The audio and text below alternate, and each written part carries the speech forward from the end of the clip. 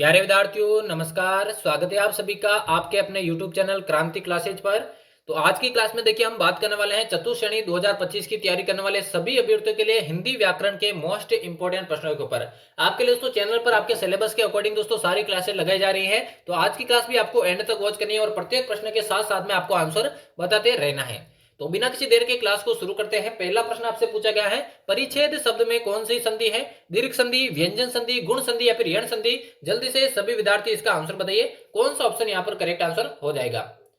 परिच्छेद शब्द की कौन सी संधि हो जाएगी? देखिए परिच्छेद का जब हम संधि छेद करेंगे तो इस प्रकार से बनेगा परिधन छेद। और जहां पर भी दोस्तों आपके देखिए प्लस के बाद में दोस्तों छ दिखाई दे तो वहां पर दोस्तों हमेशा च का आगम होता है। और यहां पर दोस्तों जो संधि प्रयुक्त होती है वो संधि हमेशा दोस्तों व्यंजन संधि होती है। इस प्रकार से और भी उदाहरण अगर आप देखें तो जैसे विच्छेद हो गया, अनुच्छेद हो गया, इन सभी शब्दों में आपके जो है व्यंजन संधि का प्रयोग होता है। तो दूसरा ऑप्शन यहाँ पर इसका करेक्ट आंसर हो जाएगा।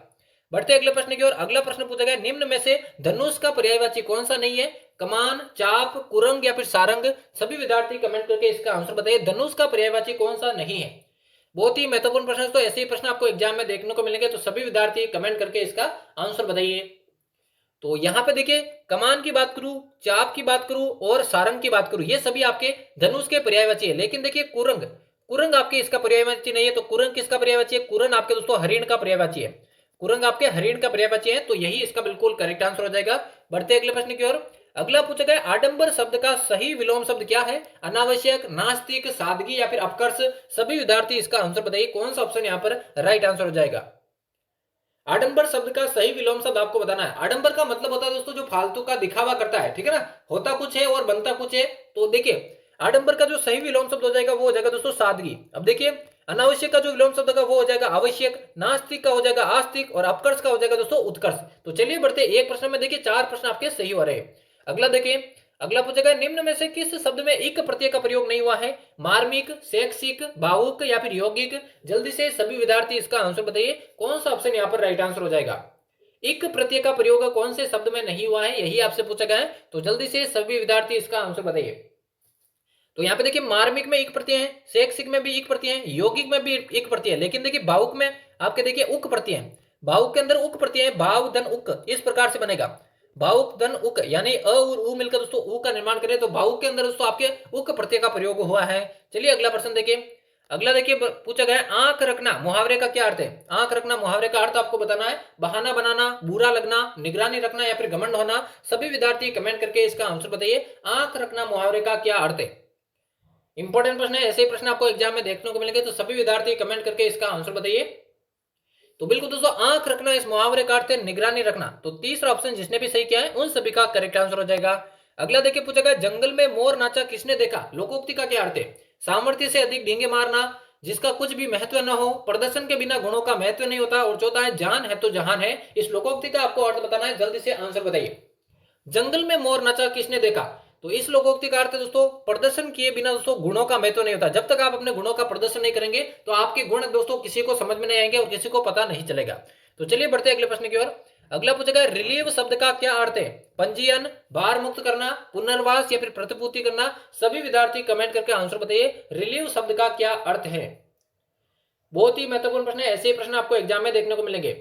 तो रिलीव शब्द का अर्थ है दोस्तों आपके भार मुक्त करना, यानी कि दूसरा ऑप्शन इस प्रश्न का करेक्ट आंसर हो जाएगा। अगला देखिए, अगला पूछा गया, निम्न में से कौन सा वाक्य अशुद्ध है? अशुद्ध यानी गलत वाक्य आपको पहचानना है। इत्र के भीतर सुगंध है, रेलगाड़ी में बहुत भीड़ थी, वह कई दिनों से गायब है, और चौथा है उसे कह देना कि झगड़ा ना करे। तो यहाँ पे कौन सा वाक्य अशुद्ध है या गलत है, यही आपको बताना है।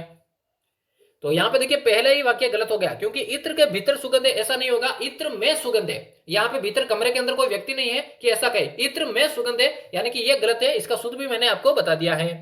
अगला देखिए पूछा गया, निम्न में से कौन सा शब्द अशुद्ध है? कौन सा अशुद्ध है? महानता, मौत, मुनि या फिर रोड? सभी विद्यार्थी कमेंट करके आंसर बताइए। और क्लास के एंड में बताना है यहाँ से कितने प्रश्न आपके करेक्ट होते हैं, ताकि आपको अपनी तैयारी का मालूम चल सके। तो जल्दी से सभी विद्यार्थी इसका आंसर बताइए। इनमें से कौन सा शब्द आपके अशुद्ध है? तो यहाँ पे देखिए पहला ही शब्द यहाँ पे अशुद्ध है, क्योंकि ये महानता नहीं होता दोस्तों। ये महानता नहीं होता बल्कि महत्ता होता है। महानता नहीं होता बल्कि महत्ता होता है। तो ये एकमात्र अशुद्ध है, बाकी सभी सही है। अगला प्रश्न देखिए। अगला पूछा गया, निम्न में से कौन सा शब्द शुद्ध है? इस बार आपको शुद्ध शब्द बताना है। प्रीति, प्रत्यार्पण, प्राणी या फिर प्रौढ़? सभी विद्यार्थी करेक्ट आंसर बताइए। कौन सा शब्द यहाँ पर शुद्ध दे रखा है, यही आप सभी से पूछा गया है। तो सभी विद्यार्थी कमेंट करके इसका आंसर बताइए, कौन सा ऑप्शन राइट आंसर हो जाएगा। बहुत ही महत्वपूर्ण प्रश्न, तो ऐसे प्रश्न आपको एग्जाम में देखने को मिलेंगे।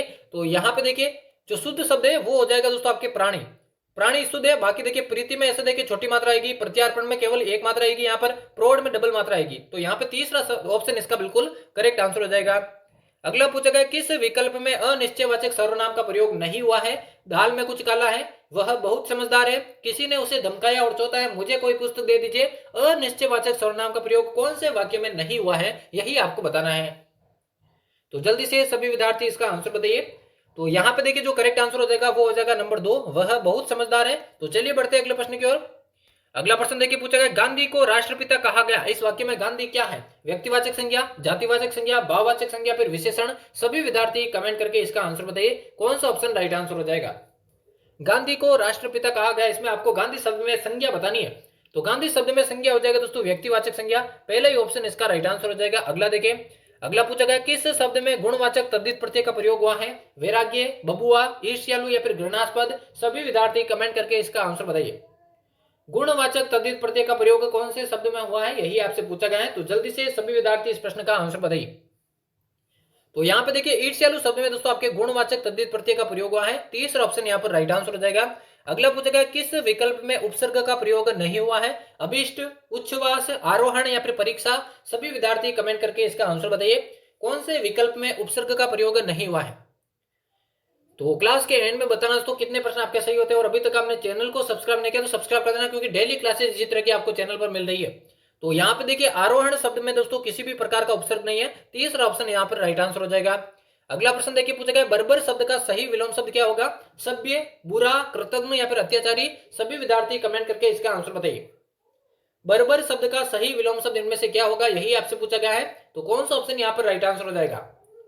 तो यहाँ पे देखिए बर्बर शब्द का विलोम शब्द हो जाएगा दोस्तों सभ्य, पहले ही ऑप्शन इसका बिल्कुल करेक्ट आंसर हो जाएगा। अगला प्रश्न पूछा गया निम्न में से किस विकल्प में तत्सम शब्द है। सींग, सांवला, सीख या फिर शुष्क। सभी विद्यार्थी कमेंट में आंसर बताइए, कौन से विकल्प के अंदर आपके तत्सम शब्द है। इंपॉर्टेंट प्रश्न तो परीक्षा में पूछा जाता है, तो सभी को आंसर बताना है।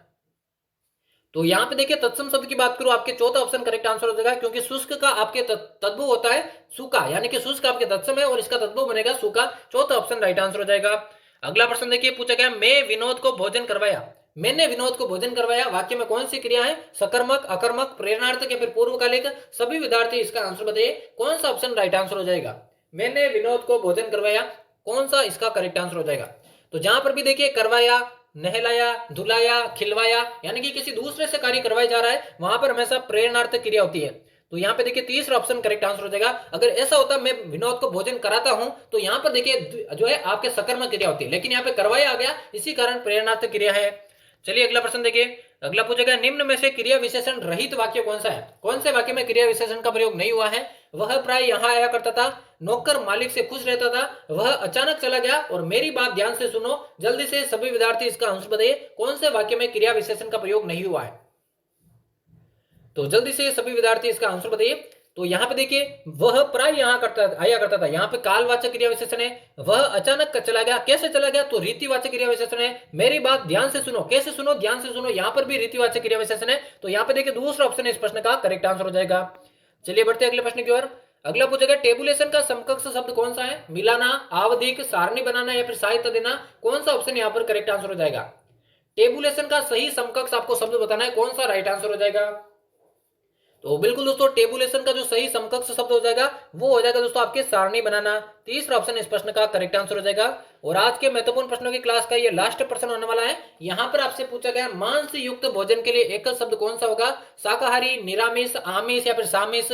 सभी विद्यार्थी कमेंट करके इसका आंसर बताइए। मांस युक्त भोजन के लिए एकल शब्द आपको बताना है। तो मांस युक्त भोजन के लिए दोस्तों हो जाएगा सामिष, यानी कि चौथा ऑप्शन इसका बिल्कुल करेक्ट आंसर हो जाएगा। निरामिष और आमिष एक दूसरे के पर्याय है, जिसका अर्थ दोस्तों जो मांस नहीं खाता है। तो चौथा ऑप्शन यहाँ पर राइट आंसर हो जाएगा। तो यहाँ पर हमारे चतुर्थ श्रेणी 2025 की परीक्षा के लिए हिंदी व्याकरण के इंपॉर्टेंट प्रश्नों की क्लास समाप्त होती है। उम्मीद करता हूँ दोस्तों सभी विद्यार्थियों ने दोस्तों क्लास को अच्छे से वॉच किया है। यहाँ से कितने प्रश्न आपने सही किया ये आपको कमेंट बॉक्स में बताना है। चैनल को अभी तक आपने सब्सक्राइब नहीं किया तो सब्सक्राइब करके बेल आइकन को प्रेस कर देना डेली क्लासेस पाने के लिए। तो मिलते हैं किसी अन्य क्लास में, तब तक लेते हैं आपसे अलविदा।